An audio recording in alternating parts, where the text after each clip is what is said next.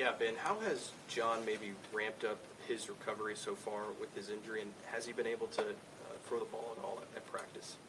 You know, like I said kind of last week, John's a very process guy. He's going to follow the directions given by the doctor, and if there's any sort of gray area, he may lean towards more the darker shade of the gray whenever it comes to a recovery process, and that's just because he's a competitor, and that's just kind of how he's wired. So, you know, there's steps in the recovery process that he's having to follow right now, and doing a really good job with it.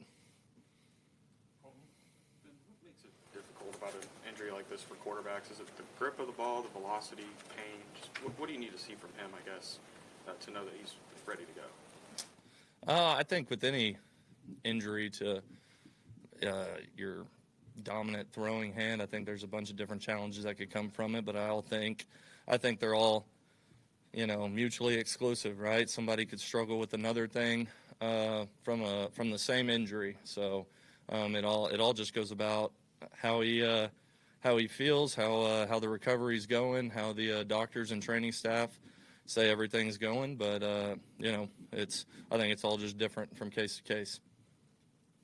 Ben, you talk about John maybe trying to push toward the gray area a little bit in a week like this where it's such a big game.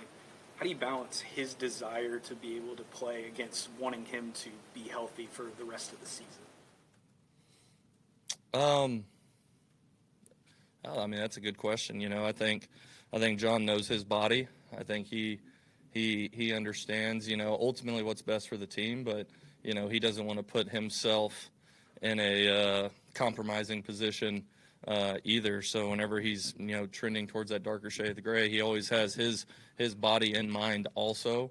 And so again, he's a competitive kid, and so, you know, he's of course he's going to try to you know, get as ready as quick as he can, but ultimately I don't think anybody wants to put him in a compromising position, you know, just personally. I'm wondering if you've ever attended an OU Texas game before. No, ma'am. I've never been to the game. What's been your then outsider impression of this rivalry? I mean, it's everything that's awesome about college football. You know, I'm a kid who grew up in the state of Texas, right? And I'm closer to Norman, Oklahoma than I was Austin, Texas, growing up. And so being around a bunch of Oklahoma fans my entire life, it was always just different this week. You could feel the pride, you could feel the energy, and you could feel the intensity, you know, even from fans that live 3 hours away. And so I think it's everything that's awesome about college football, the history, the tradition, the pageantry that goes into it, the fact that, you know, it's another league game. I think there's, you know, a lot of cool things that go into this game that will require our utmost urgency and our utmost attention. Yeah, Ben, with the quarterback situation the way it is, do you prepare segments of two different game plans in case John can play, in case he doesn't, whether Michael goes the whole way, whether he does, whatever? Yeah. You know, I think kind of similar to stuff that I said in the past, ultimately you got to do what puts the offense as a whole in position to be successful. And, you know, whether it's Mike or it's John or it's anyone else to that fact, you got to do things that play to certain guys' strengths while also playing to the strengths of the offense that can give us an opportunity to be successful. So, yeah, I mean, is there maybe a few things here or there that, you know, we do with Mike that we wouldn't do with John or vice versa? Absolutely. But, you know, a lot of it, though, is playing to the strengths of what we do and then putting everybody, including the quarterback, in position to be successful. What are the strengths of your offense?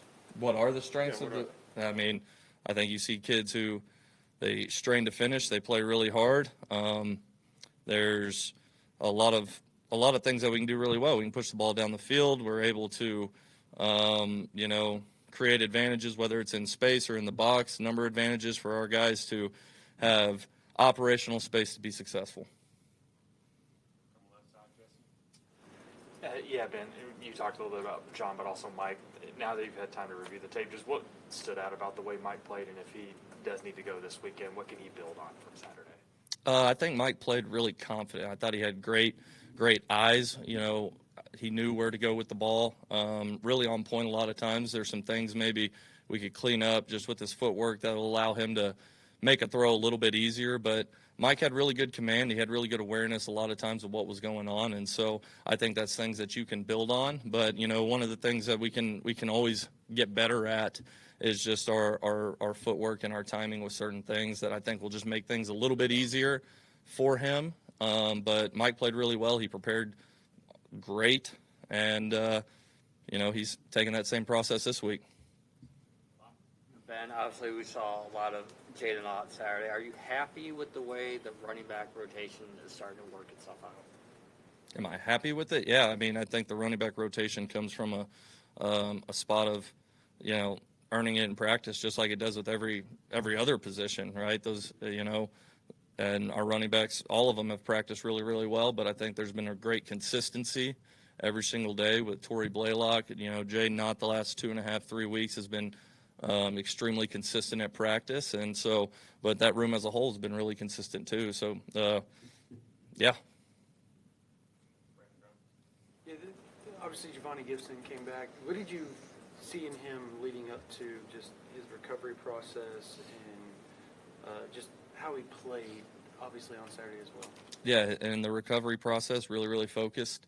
You know, taking care of his body and understanding what he had to do to be able to get back and be able to play. And then, you know, from in the game, you know, it was great to get him about 20 to 25 reps. Ended up being kind of what his rep count was able to make a pretty tough catch on a little hitch throw. But it was good to see. It was good to see him catch the ball, make a tough contested catch, get hit, and then be ready to go back into the game. You know, there's some things that showed up in the game that I think just naturally occur from not playing ball for a long time, but it happened early. We were able to address it on the sideline. He got it fixed the next time we did the same thing. And so I think that speaks to his awareness, his coachability, and it's good. And it's good to, you know, continually work him back to what a full load of a game feels like. And so he's been doing great with it.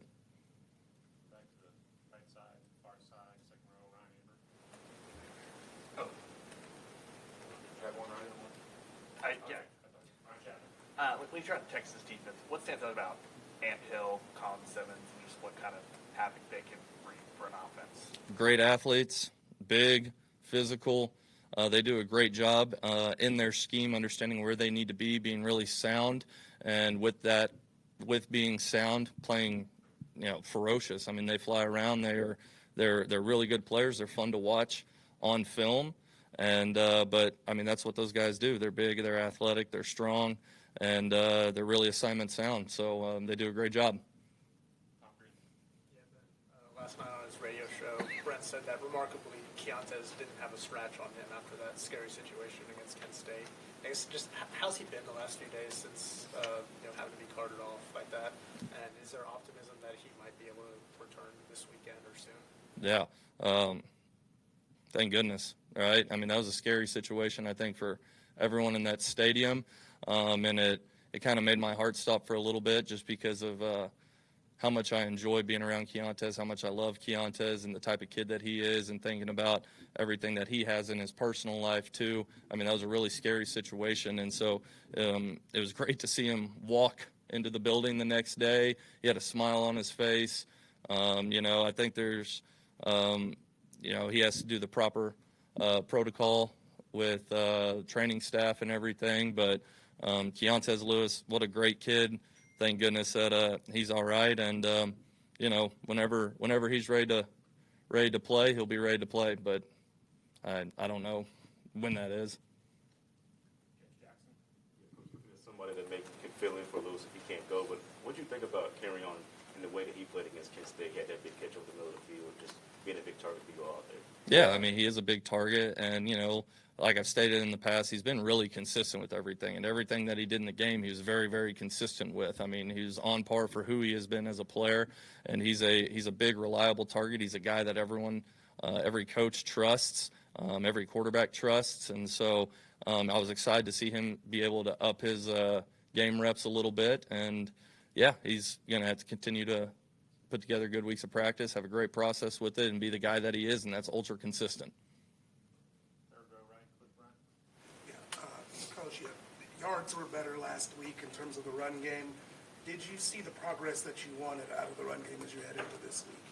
I think there was things that we built on, things that we were able to peel back in the bye week that we made a point of emphasis about, and I thought our guys went out and executed it during the game. Was it perfect? No, I don't think for anyone ever it's ever going to be perfect, but I think they took the coaching and addressed the things that we needed to, and so I think those are good things to build on, and we have to keep on developing that aspect. But no, the guys were great, and I thought they took a good leap forward.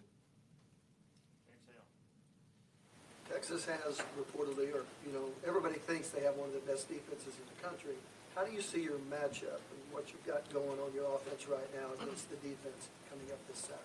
Texas does have a great defense. I mean, when you watch it on film, it's really easy to see. You don't even have to look at the stats to see, and it's for everything that I kind of said earlier about those few specific players. They're athletic. They understand their scheme. They're really sound in it, and they fly around and they make plays. It's going to come down to what it always comes down to for us, and that's execution. At the end of the day, physicality and execution, right? I mean, we're gonna put these guys in position to be successful. Who executes the best? And we have to have that mindset all week in practice. We have to be intentional with that mindset all week in practice. But they do a great job on defense. Yeah, Coach, if you talk to anyone who has coached in this game about how the 50-yard line, it basically goes from home game to away game, and having to maybe change your snap count or your focus when it comes to that? Yeah, I talked to, pretty much everyone in our building. A lot of people in our building have either, one, played in the game as a player or coached in a lot of these games. And so just, understanding the environment and everything that comes with it, definitely has been discussed, and, taking the proper procedures at practice to be able to adjust for stuff. But, yeah, I think it's going to be really cool. I think it's really unique. It's kind of split down there at the 50-yard line. They can go from being quiet to loud at the snap of a finger. So I'm excited for that. Appreciate y'all. Boomer.